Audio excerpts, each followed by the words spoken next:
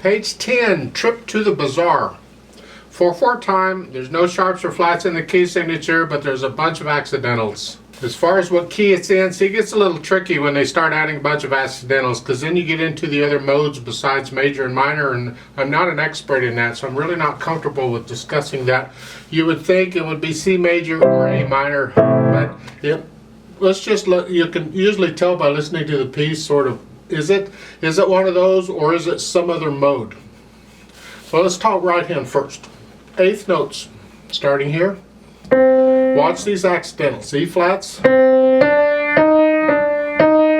Remember, an accidental is good for the rest of the measure. So the second E is also E flat. And then you get that. Really, those are the notes they want. You got fun? Don't know what scale that is, but it's fun.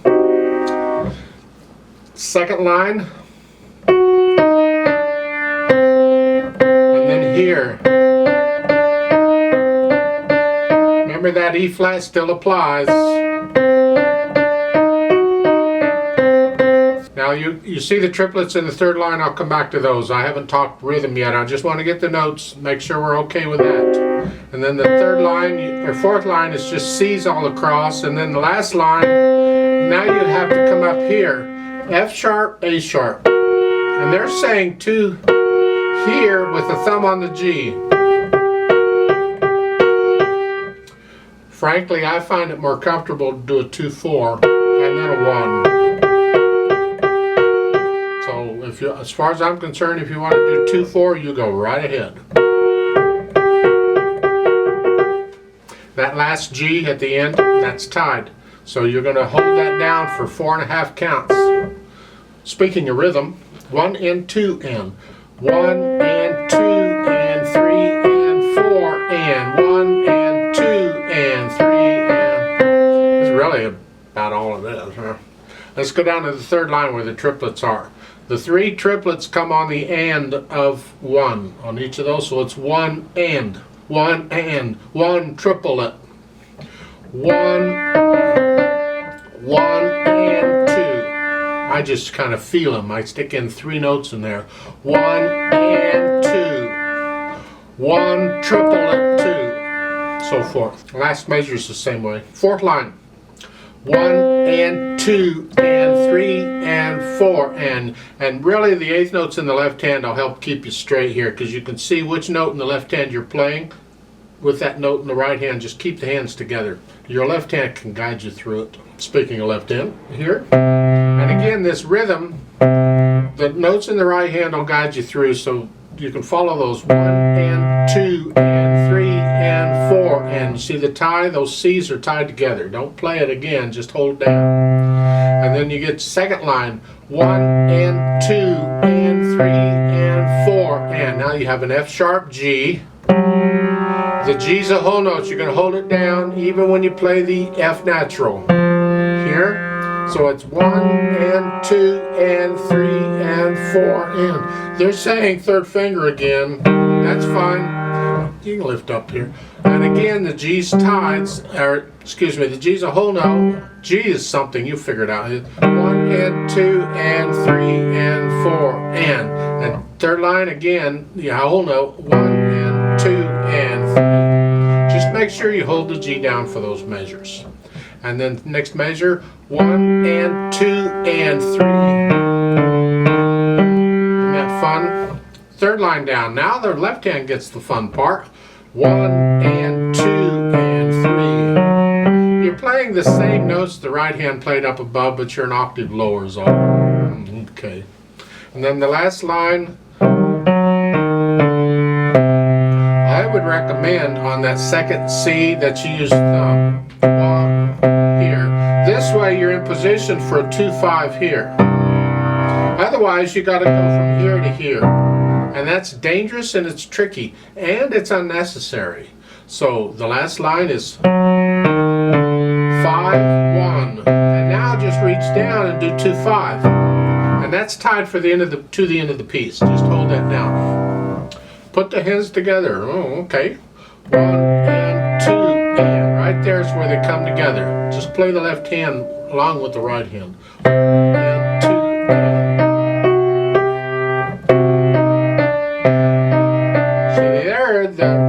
hand plays in between the notes in the right hand. So the second measure, 1 and 2 and 3 and 4. So watch out there.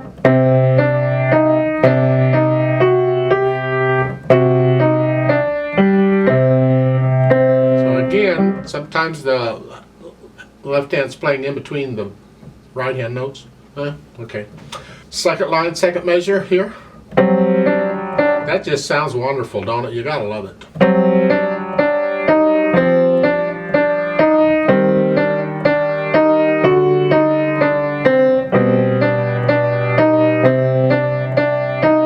Third line, second measure, 1 and 2 and 3. That F sharp is on beat 3. 1 and 2 and 3 and 4.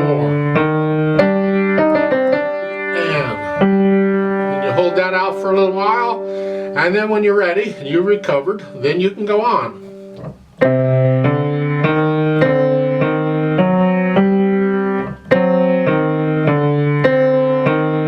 So again, the notes are not in the second measure, the hands aren't playing at the same time, so you can work that out. Last line.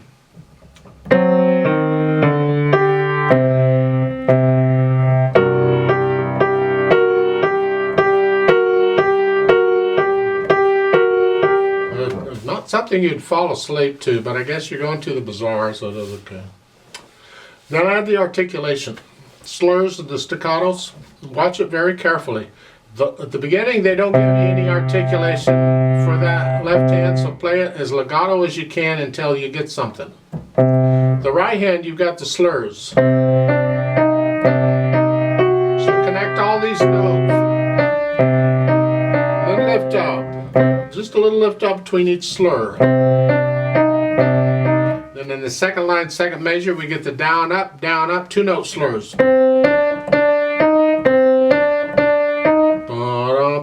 Some teachers will teach to play that second note short, really short. I don't. I think if they wanted that, they could put in the staccato mark. To me, just separate the slurs. And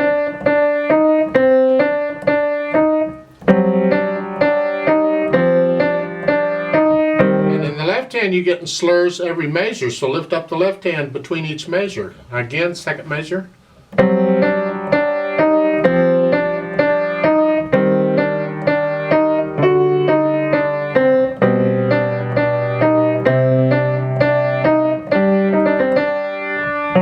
Up the left hand there,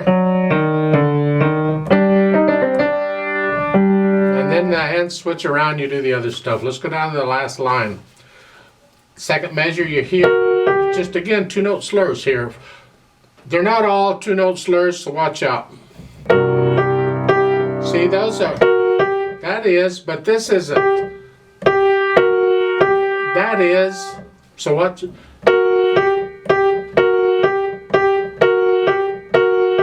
Like a 2-note slur after you come off of the good part into the boring part. Then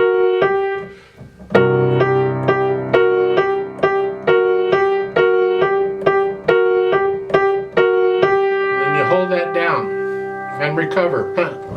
Add the dynamics. What happens? Well, moderately loud at the beginning, that's the right hand. That's the 8th notes. And you have that swell. You get a little louder and then a little second. So you have to decide what moderately loud is. And then you have to decide, well, you're going to go up to maybe a loud in the first beat of the second measure. So you're going from here to here. You take the whole first measure to do it. Right there. So you experiment and make that. You can save most of your crescendo toward the end of the measure. So you may not change at all here.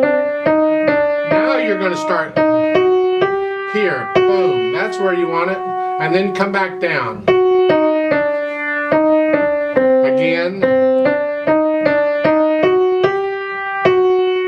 Now here they're kind of showing you can get loud on the G.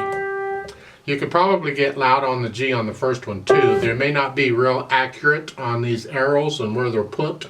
So it's like maybe it's the G and the F sharp both are your targets or the part in the middle of the swell that you're aiming at, that's your target, that's what you're for. So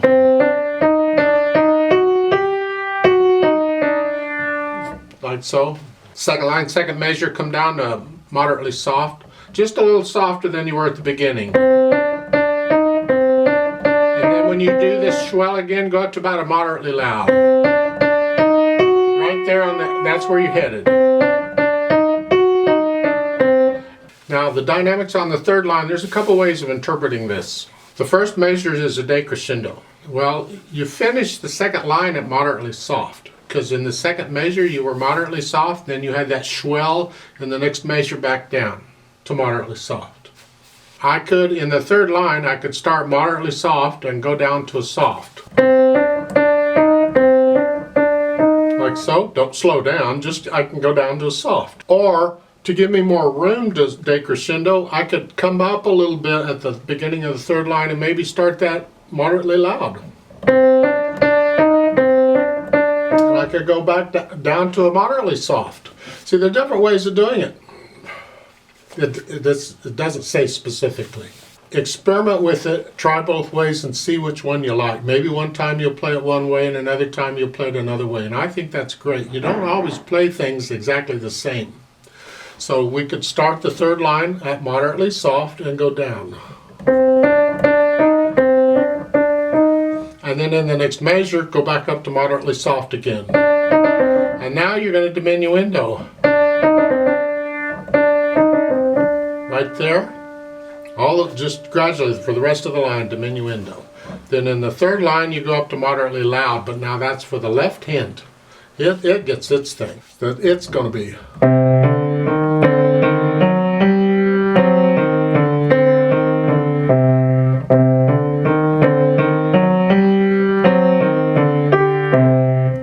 And you have a staccato there. The last beat in that first measure, the last line. Staccato, short, and then come up here. This is loud in the left and the right hand here. And you have a diminuendo, you're going to go down to soft in the last measure. Don't get soft until the last measure. And you also have a retardando in the next to the last measure. So it's loud.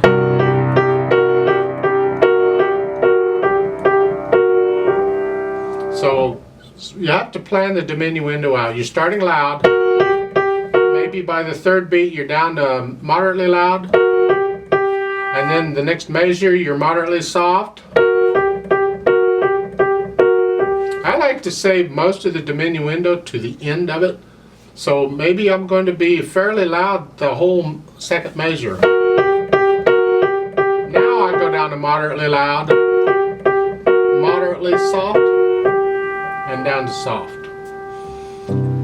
It's a little misleading because they put the P for the soft in the last measure, and that's too late. You've already played those notes and you're tying them now, so it's like I have no control over it because I've already played them. So the P, in my opinion, really belongs at the end of the next to the last measure is where it should go, and that's where it is there. This is my opinion. Then you hang on to that, and because you're playing soft, you could probably just let it die away on its own. It won't last that long. Speed-wise, well, they give you metronome marking.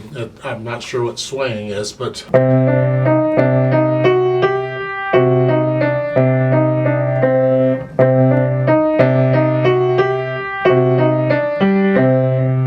You see the staccato at the end of the first measure of the second line? So that left hand is down by itself for just a moment there at the end of that measure, and then you go on.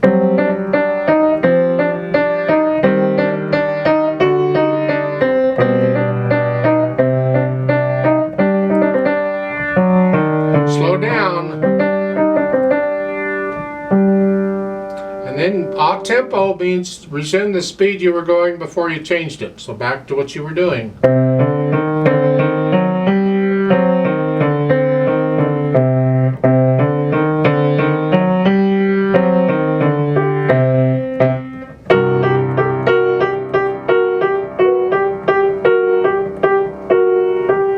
Something like that. There's different ways of interpreting this. If I'd play it a dozen times, I'd play it different every time. So that's sort of give you an idea of what I think it might sound like. I would like to play it with you very slowly to double check the notes and the rhythms. I'm not going to do the dynamics. So I'll give us 4 counts. Let's just check notes and rhythms. 1, 2, ready and go, and.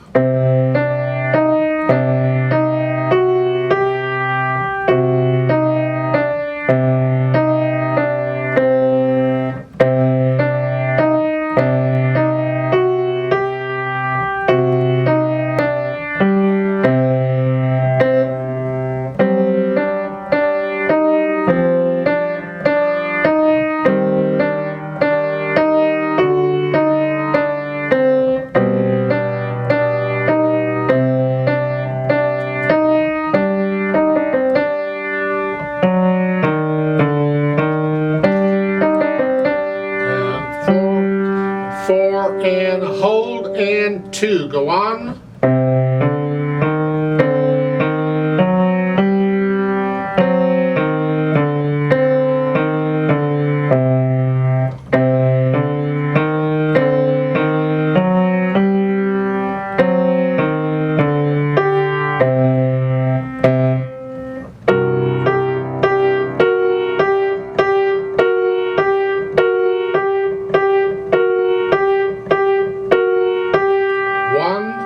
Two, 3, 4, hold, 2, 3, 4, off.